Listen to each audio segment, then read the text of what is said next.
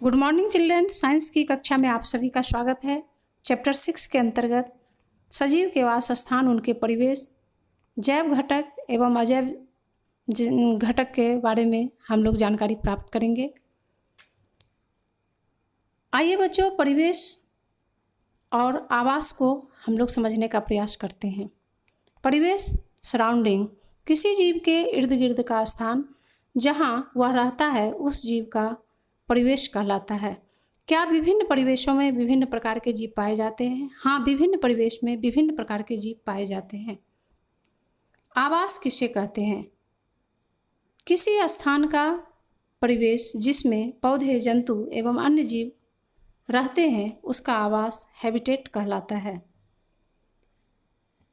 हमारे घर के आसपास मनुष्य के अलावा कई प्रकार के जानवर, पशु पक्षी, कीड़े मकोड़े, पेड़ पौधे, घास फूस आदि एक ही परिवेश में संयुक्त रूप से पाए जाते हैं और यह एक दूसरे को प्रत्यक्ष या अप्रत्यक्ष रूप में एक दूसरे की सहायता करते हैं। जैसे जंगल में हाथी और शेर दोनों रहते हैं, दोनों को वहाँ भोजन उपलब्ध होता है। किसी भी वास स्थान में सजीव तथा निर्जीव दोनों होते हैं। किसी आवास में पाए जाने वाले सभी जैव जैसे कि पौधे एवं जंतु उसके जैव घटक हैं। चट्टान, मिट्टी, वायु, जल, तापमान, प्रकाश किसी परिवेश के अजैव घटक कहलाते हैं। दोनों घटक एक दूसरे के पूरक हैं। वास स्थान के कई प्रकार हो सकते हैं। स्थलीय आवास, स्थल या जमीन पर रहने वाले जीवों के आवास को स्थलीय आवास कहते हैं। इसके उदाहरण इस प्रकार हैं। वन, घास का मैदान, मरुस्थल, तटीय एवं पर्वतीय क्षेत्र स्थलीय आवास के उदाहरण हैं। वन में घास पात, झाड़ियाँ, बड़े बड़े वृक्ष होते हैं। घास स्थल में घास, शाकीय पौधे तथा झाड़ियाँ होती है।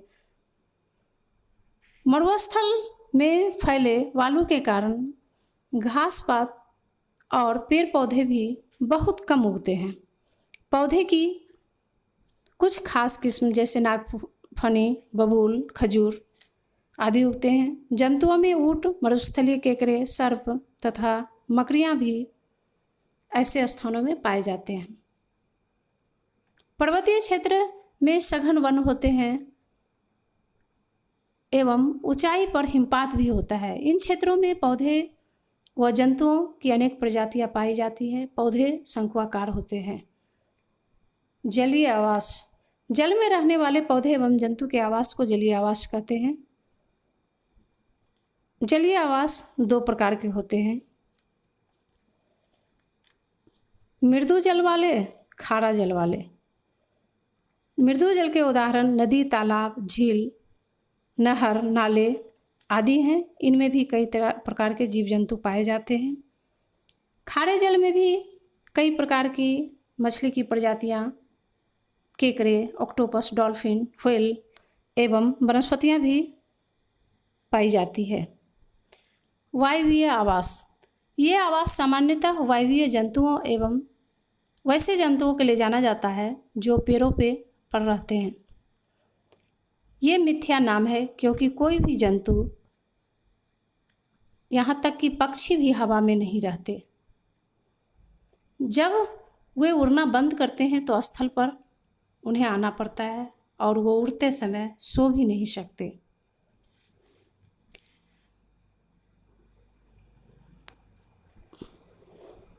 इस प्रकार बच्चों हम वायवीय आवास को चित्र द्वारा यहाँ देख सकते हैं।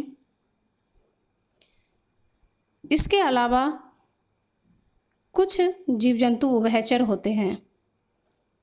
ऐसे जीव जो जल एवं स्थल दोनों जगह रह सकते हैं उन्हें उभयचर कहते हैं। मेढक, सर्प, सिलामेंडर आदि इनके उदाहरण हैं। धन्यवाद। अगली कक्षा में फिर मिलेंगे।